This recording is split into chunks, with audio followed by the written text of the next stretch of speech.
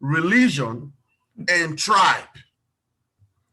The place of religion in our identity should be banned, should be cancelled, because Nigeria has gone beyond. The Igbos want to go, the Yorubas want to go, even the Hausa, some of them today really want to go. How did we get here? This wasn't like this before, but remember, our leaders in the past, they got it all wrong. In the past 61 years, there's nothing to show for it. So there's no amount of industrialization we will bring today that will get it right. No, we can't get it right now.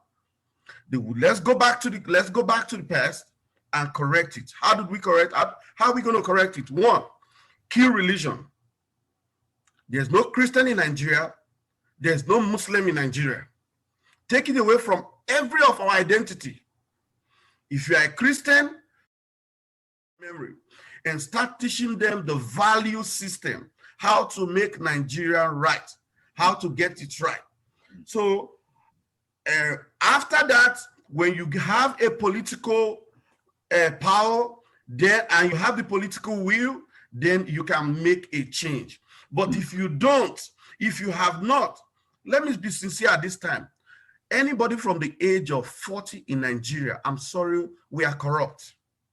I'm above 40. Let me take it down, 25. 25, we are all corrupt.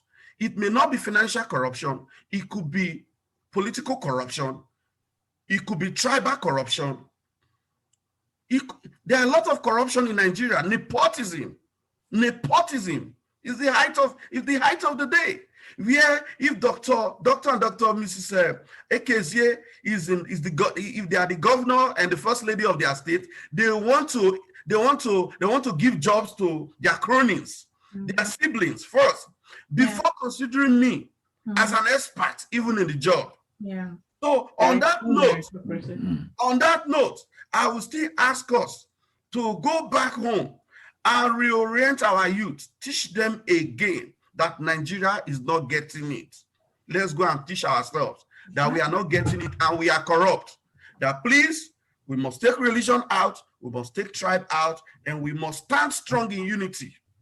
We must stand strong in unity. Value and the mindset shift will help with the issue of security and empowering the youth. Charity, they say, begins from home. And the Nigeria of today, we all know, is different from the Nigeria that we grew up in our generation.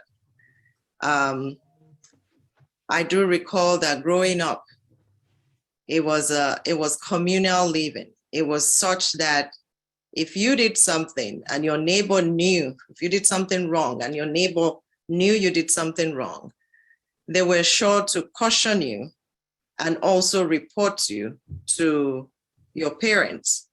So you got a double whooping. So that kept the values that the core values we had were moral values to do what is right.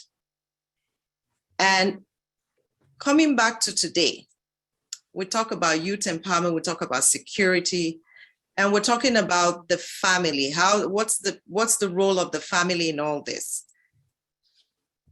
We all grew up from families, okay? So the first people that we meet are our parents or uncles and aunties that help develop our character and develop those moral beliefs in us. Those moral beliefs are the things that help us.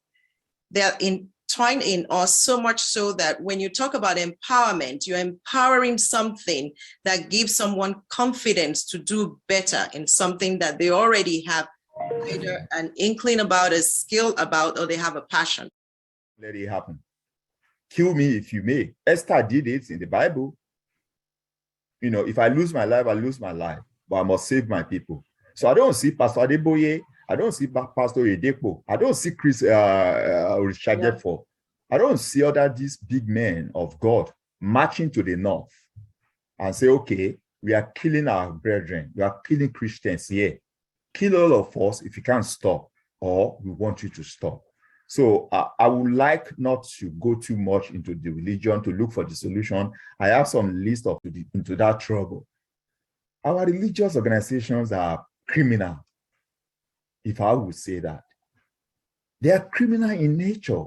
So how do you use a criminal activities or a sanctioned criminal setup to tackle the larger criminal activities in the society?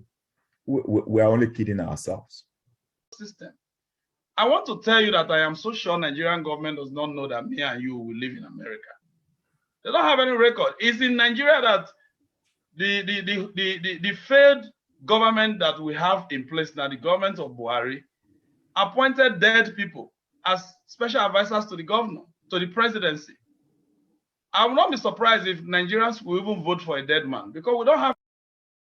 First thing there is, like, I feel like everybody have been saying the problem, as Dr. Nana has been saying, what's the solution? To me, my first solution, which I think is which might be the solution of the insecurities for any organization, for any society to be insecure, it starts from the mind of the person. So, and I remember, I know I'm a young guy, but I know, based on a lot of books I've read, and, when the colonial people wanted to come and take over Africa, they didn't focus on the young ones. They didn't focus on the old people. They focused on the young people. It was the education system the colonial people created that the Baba Awolowo, the late Nnamdi Azikiwe benefited from. That was how they could fight for the freedom of Nigeria. So I believe, first of all, this program should be one of the main focus of this program in tackling insecurities, focusing on the young youths. And, how do we get to them? They are youths online and they are youths in the village, which they don't have access to internet and this. Are we engaging them online? We have various platforms that various youths do visit every day. Those that go to Insta blog, maybe we can share like a sticker, create a sticker, that can be posted every day that everybody come across, and those that don't have access to the internet, how do we get engaged to them? Maybe we can set up like a crusade or so to those thick village, then we go into those village and try to engage them. I believe, once we start engaging people from the mind, letting them, reorientating them from the mind, like letting them know how security of the organization is very, very vital. Believe me or not, there's little we can do with those politicians there. It is bound to crumble. The situation right now in Nigeria is, I would say, the insecurity problem. We need the government to step in to do the basic things, like I think Dr. Henry mentioned that. And if the core things are not in place, if the basic amenities are not in place, then to build on it, it becomes more and more difficult. It becomes difficult because you haven't laid the foundation. So, I like to be specific. The other time, we have a transgender in Nigeria called Bobrisky going online and telling youth girls how to seduce sugar daddies, how to manage sugar daddies, how to make sugar daddies buy you car, make sure that you do this, how to service a man very well so that anything you tell the man, he gives you. And those things are online on social media. So our youth feel that, because before you have to be educated, you have to be in the academia to produce a speech. Could do way better.